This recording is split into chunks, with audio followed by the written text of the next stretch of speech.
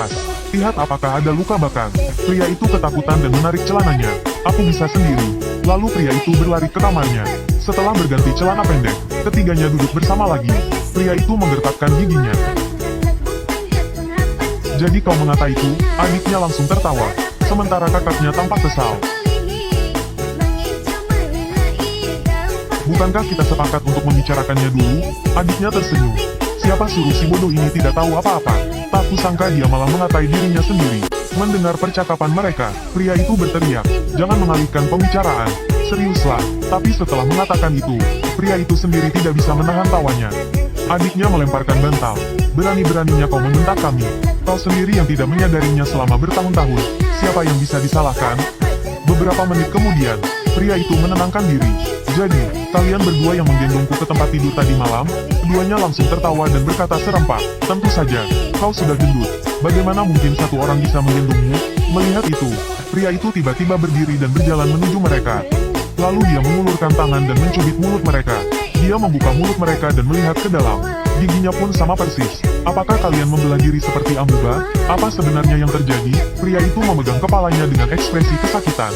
Adiknya sedikit khawatir, jangan-jangan dia jadi gila karena kita. Kakaknya menundukkan kepala dengan rasa bersalah dan berkata pelan, "Sebenarnya tidak serumit itu. Faktanya sederhana. Kami kembar yang ingin menghindari belajar," kata seseorang. "Sejak kecil, mereka hidup sebagai satu orang.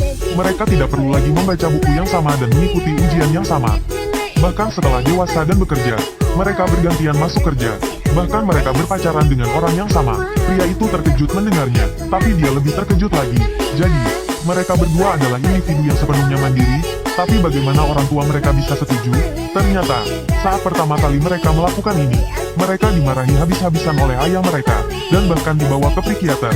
Pria itu menggaruk pipinya dengan canggung. "Lalu bagaimana kalian kabur dari rumah sakit jiwa?" Adiknya langsung menendangnya. "Kaulah yang gila." Setelah mengomel beberapa patah kata, adiknya minum air. Lalu dia mengulurkan kakinya ke arah pria itu. "Gatal, garukin." Pria itu tampak pasrah, tapi tetap menuruti permintaannya. Kakaknya tak mau kalah. "Aku juga." Pria itu melihat kaki yang diulurkan lagi, sambil memijat dan berpikir, "Pantas saja dulu aku selalu merasa ada yang aneh. Tapi hari ini mungkin pertama kalinya kita benar-benar terbuka. Mereka bisa bertingkah manja dan marah. Tidak lagi seperti Ting-Ting si Superwoman yang energik." Saat itu, pria itu tiba-tiba memikirkan sesuatu. "Artinya, sejak kita mulai pacaran, aku sebenarnya bersama kalian berdua." Kedua saudari itu tersenyum manis. "Iya, kau benar-benar beruntung. Kalau diceritakan, semua pria di dunia pasti iri." "Lalu, ciuman pertama kita dengan siapa?" Keduanya terdiam sejenak. Lalu sang kakak perlahan mengangkat tangannya. Pria itu sedikit pusing. "Lalu saat kita pertama kali ke KFC, kali ini sang adik yang mengangkat tangan." Pria itu menelan ludah. "Pantas saja saat kedua kalinya, kau bilang sedang datang bulan." Sang adik melirik kakaknya yang tersipu.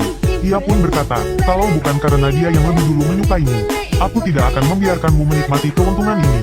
Sang kakak menyikut adiknya. "Setelah itu, bukankah kau juga tergila-gila padanya?" Sang adik memalingkan wajahnya. "Aku pasif, kau yang aktif." Keduanya saling beradu kepala dengan kesal. "Coba ulangi sekali lagi." "Ulangi, katanya kau yang akan mencuci celana dalamnya. Tapi akhirnya tetap saja aku yang mencucinya." Pria itu tertawa malu. "Kalian berdua kenapa bertengkar lagi?" Seketika, kedua saudari itu menoleh ke arah pria tersebut. "Ya karena kau, kalau bukan karena kau yang memaksa kembali, hal seperti ini tidak akan terjadi." Pria itu tampak tidak terima. "Jadi kalau aku tidak kembali, kalian berencana merahasiakan ini seumur hidup? Memangnya kenapa? Siapa suruh kau bodoh sekali?" Sang kakak berbisik agar mereka berhenti bertengkar. Namun keduanya masih terus berdebat. Akhirnya sang kakak tidak tahan lagi. Dia memukul mereka masing-masing.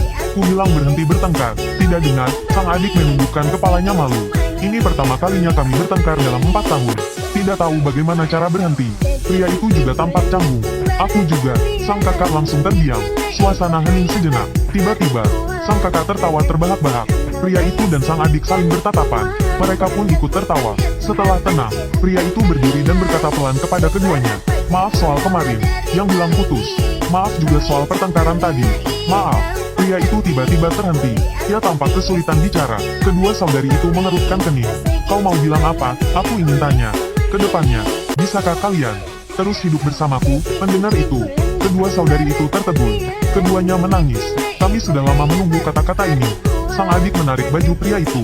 "Salahmu, baru menyadarinya sekarang, membuat kami cemas dan berharap setiap hari." Sang adik berteriak sambil menggantungkan dirinya pada pria itu. Sang kakak memeluk lengan pria itu dengan lembut. Maaf, kau juga pasti merasa tertekan. Pria itu merasa, sepertinya aku sudah menghabiskan semua keberuntunganku seumur hidup. Bahkan jika aku mati detik berikutnya, aku tak punya penyesalan dalam hidupku. Adiknya langsung menyindir, kehidupan kita yang sebenarnya baru saja dimulai. Kami tidak akan membiarkanmu mati. Tepat saat itu, perut ketiganya berbunyi keroncongan. Mereka terlalu asyik berdebat sampai lupa makan malam. Kedua saudari itu secara refleks berbalik menuju dapur. Namun, pria itu menyingsingkan lengan bajunya, dan memegang lengan mereka berdua.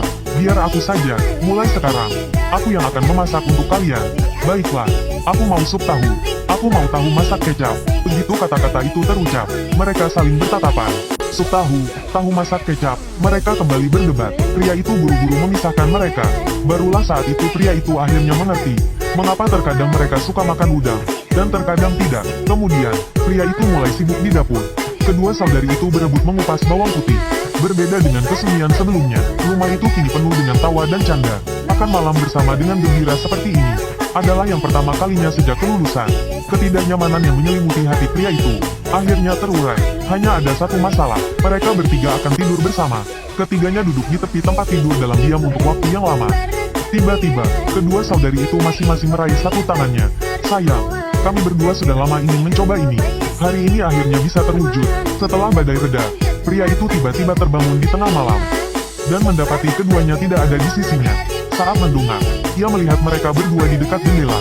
Keduanya bermandikan air mata. Pria itu terbangun dengan kaget, melihat kedua saudari di sampingnya. Untunglah itu hanya mimpi. Keesokan harinya, pria itu dibangunkan oleh alarm. Kakaknya sedang menyiapkan sarapan. Pria itu hendak pergi ke toilet untuk mencuci muka, ketika ia melihat adiknya sedang jongkok di toilet sambil bermain ponsel. Sampai mereka bertiga duduk bersama untuk sarapan, pria itu masih belum percaya bahwa ia akan mengalami hal seperti ini. Ngomong-ngomong, kalian siapa kakak siapa adik? Siapa yang namanya Yating? Adiknya terlihat kesal. Akhirnya kau tanya juga, kukira kau tak peduli. Setelah mengeluh, adiknya hendak